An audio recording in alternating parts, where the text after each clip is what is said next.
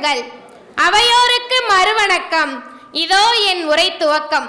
இன்று நான் பேச எடுத்துக்கொண்ட தலைப்பு கீழடி தமிழர் நாகரிகத்தின் தாய்மடி.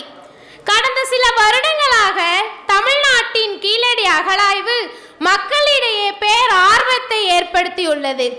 ஏறத்தாழ 50க்கும் மேற்பட்ட ஊர்களின் தொல்லியல் மேடுகளில் மத்திய அரசின் தொல்லியல் துறை ஆய்வுரைகளை மேற்கொண்டிருந்தாலும் கீழடிக்கு பெற்ற முக்கியத்துவம் வேறு எந்த இடமும் பெற்றதில்லை. இதன் காரணம் அவ்வாய்வு அறிவியல் ரீதியாக மேற்கொண்டிருந்தாலும் அது வெளிப்படுத்திய நம் நாகரிகத்தின் தொன்மை எச்சங்களே ஆகும். கீழடி என்னும் ஊர் இன்றைய சிவகங்கை மாவட்டத்தில் மதுரையிலிருந்து திருப்புவனம் செல்லும் வழியில் 15 கிலோமீட்டர் தொலைவில் அமைந்துள்ள சிற்றூர். மத்திய அரசின் தொல்லியல் துறை 2014-15ஆம் ஆண்டு முதலாக தொல்லியல் துறையின் பரப்பாய்வுகளை மேற்கொண்டது. அகழாய்வாளர் அமர்நாத் ராமகிருஷ்ணன் தலைமையில் இவ்வாய்வு மேற்கொண்டது.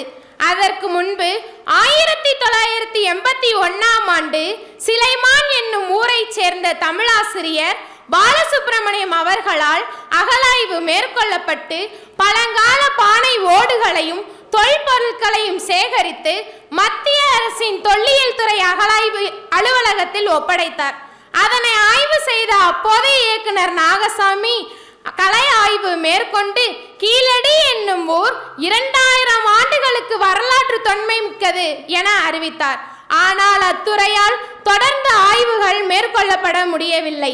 வைகை கரையில் முதலாக கீழடி பற்றிய ஆய்வு மேற்கொண்ட போது அகழாய்வாளர் அமர்நாத் ராமகிருஷ்ணன் மத்திய அரசின் தொல்லியல் துறையில் அகழாய்வு பிரிவு தலைவராக பொறுப்பேற்றதும் வைகை நதியின் பிறப்பிடமாக வெள்ளிமலையில் தொடங்கி அழகன்குளம் ஆற்றங்கரை வரை நீண்ட நெடுகாலமாக ஆய்வுகளை மேற்கொண்டு வைகை கரையின் இரு புறங்களிலும் கிட்டத்தட்ட 293 தொல்லியல் மேடுகள் இருப்பதை கண்டறிந்தார்.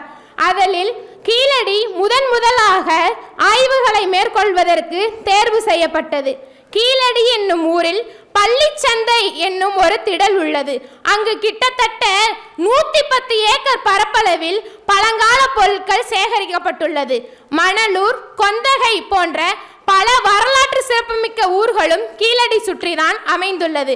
கீழடியில் நெசவு தொழில், சுடுமண் கற்கள், மண் சுடுதல், ஆலைகள் போன்ற பல தொழில்கள் நடைபெற்றது என்று நாம் அறிந்துள்ளோம்.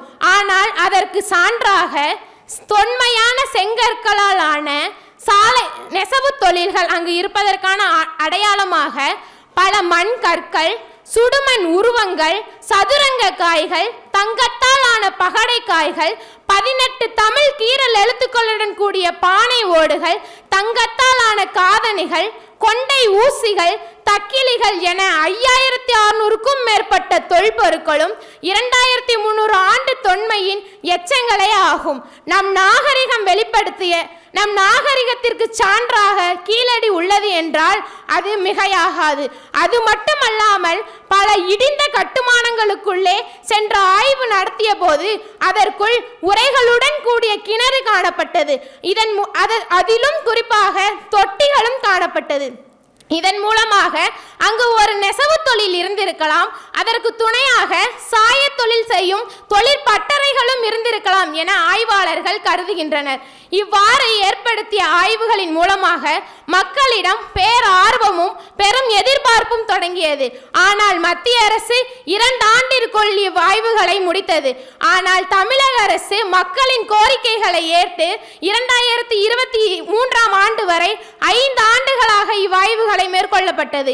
அதில் கண்டுபிடிக்கப்பட்ட பொருட்களை அதே இடத்தில் காட்சிப்படுத்தும் விதமாக கீழடியில் கிட்டத்தட்ட 19 கோடி செலவில் ஒரு அருங்காட்சியகம் அமைக்கப்பட்டுள்ளது.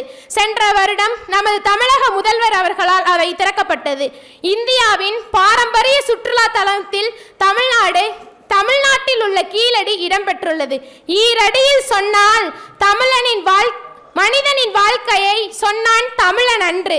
கீழடியின் பெருமைகளை நிர்ணயிக்கிறது தமிழ் என்று கூறி நிறைவேறுகிறேன். நன்றி, வணக்கம்.